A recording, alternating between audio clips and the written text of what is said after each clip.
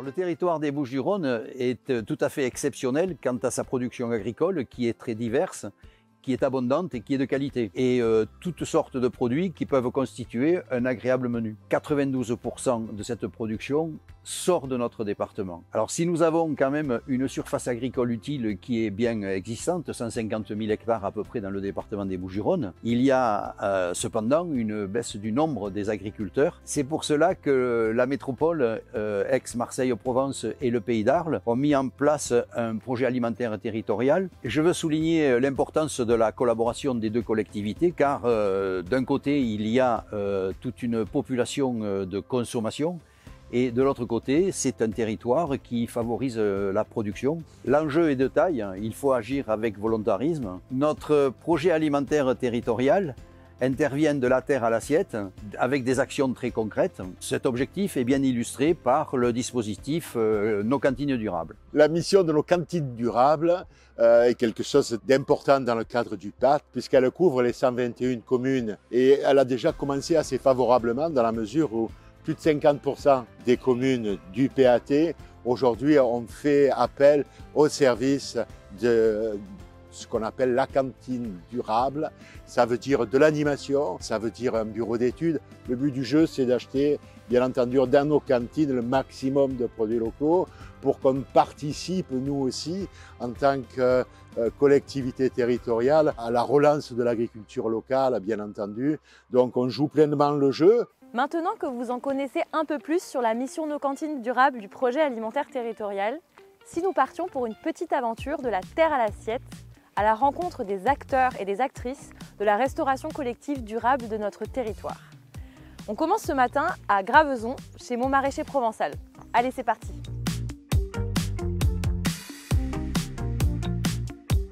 Mon Maraîcher Provençal est une structure qui a été créée en 2021 à l'initiative de deux producteurs, Charlie Rabattu et Camille Rabattu. Nous sommes tous les deux exploitants agricoles avec deux exploitations séparées et l'idée était d'avoir un rayonnement local et de pouvoir approvisionner notamment la restauration collective avec nos produits et pouvoir notamment embarquer d'autres producteurs dans la démarche afin de faire rayonner notre agriculture locale sur tout le territoire et surtout auprès des restaurations collectives. Et en termes de qualité de produits, qu'est-ce que vous proposez ?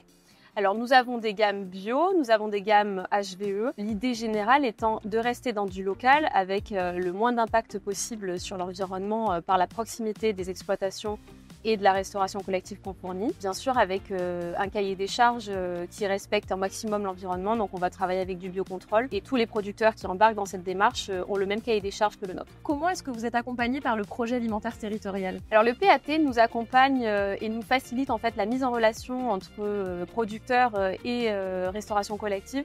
Et y a-t-il un projet dont tu aimerais nous parler en particulier ? Oui, le projet pour lequel nous a accompagné le FEADER qui nous a octroyé une subvention afin de nous permettre d'intervenir directement auprès des élèves pour faire de l'éducation sur le temps scolaire et sur le temps de cantine pour valoriser, savoir comment on produit, savoir la richesse de nos territoires et de nos agricultures.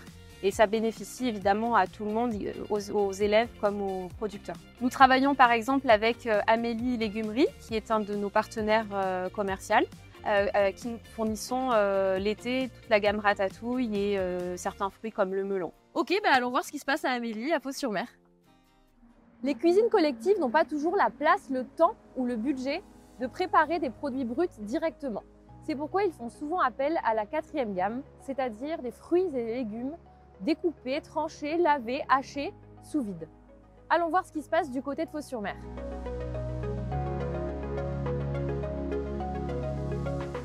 Amélie Provence est une entreprise sociale apprenante qui salarie chaque année 200 demandeurs d'emploi en situation de grande fragilité autour de supports d'activité en lien avec 3 filières, la préservation de la biodiversité, l'économie circulaire et l'agriculture et l'alimentation durable. Notre légumerie conserverie située à Fos-sur-Mer permet de favoriser les circuits courts et de valoriser la production agricole locale. Nous transformons des fruits et légumes produits uniquement dans les Bouches-du-Rhône en crus pétales en pois et en produits 5e gamme cuits sous vide. Nous sommes en train de développer une offre de bocaux et de produits séchés. Nous sommes ouverts aussi bien aux particuliers qu'aux collectivités, puisque nous permettons d'apporter un soutien aux acteurs de la restauration hors domicile en approvisionnant les cuisines centrales en produits locaux, produits dans les Bouches-du-Rhône. Le PAT est un partenaire opérationnel de notre structure. Il promeut notre offre de service, il permet de nous mettre en réseau et de mettre en lien les collectivités et notre activité. Et à ce titre, il organise des visites au sein de notre structure pour faire découvrir le travail de nos salariés. Maintenant que cette étape est terminée, je vous propose de découvrir ce qui se passe ici, en cuisine, à Martigues.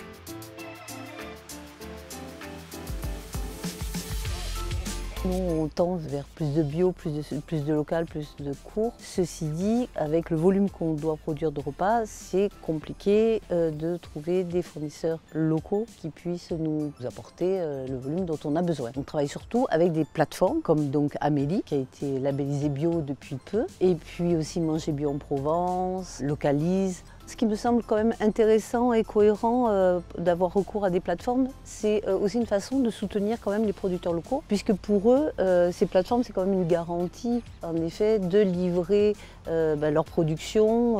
C'est une alternative, mais qui est toujours avec c'est quand même ce but de soutenir le plus possible les agriculteurs de notre secteur, de notre région. Les objectifs que la vie s'est fixés au niveau de la cuisine collective, c'est évidemment de fournir des repas équilibrés, variés, de qualité, où la part faite aux légumes et aux fruits est importante, et évidemment un maximum fait maison. Participer au réseau de nos cantines durables, c'est en fait échanger les savoir-faire, parce qu'en effet, il y a des nouvelles pratiques. Quand on a des nouvelles céréales, par exemple, on n'a pas forcément l'habitude de les travailler, de trouver des idées de menus, de les associer. Ces temps sont des temps forts parce que ce sont des temps qui nous permettent d'entrevoir de nouvelles propositions, de nouveaux menus équilibrés. Bon, tout ça m'a donné faim. Allez, on va goûter à la cantine.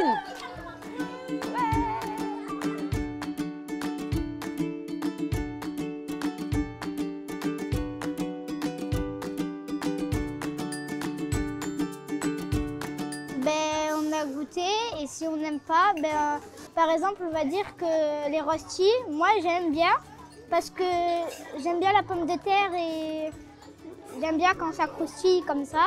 Alors les ambassadeurs du goût, ce sont des élèves essentiellement CM1, CM2, un groupe 10 groupes d'élèves qui, alors c'est pas tous les jours, mais selon les menus, on leur demande de noter sous forme de smiley ce qu'ils ont dans l'assiette. Donc imaginons, si c'est un peu trop épicé, on va dire on va enlever les épices et c'est tout le groupe en même temps.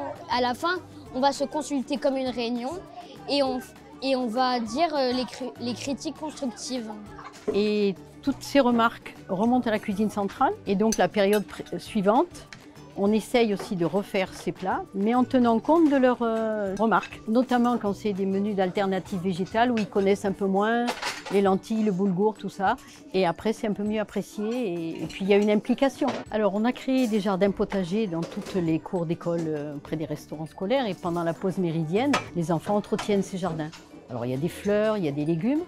Mais depuis l'année dernière, on a planté aussi des herbes aromatiques. Et nous, après, dans les menus, on intègre ces herbes dans les différents plats. Et du coup, la menthe dans le taboulé, on la reconnaît parce qu'on l'a plantée, parce qu'on reconnaît le goût et on sait à quoi ressemble la feuille de menthe. Voilà, c'est une petite initiation qui est ludique, mais qui leur plaît beaucoup. Si on est capable de faire en sorte que les enfants demandent à manger des légumes aux parents, écoutez, on aura gagné notre pari pour l'agriculture et on pourra avoir en tout cas le sourire.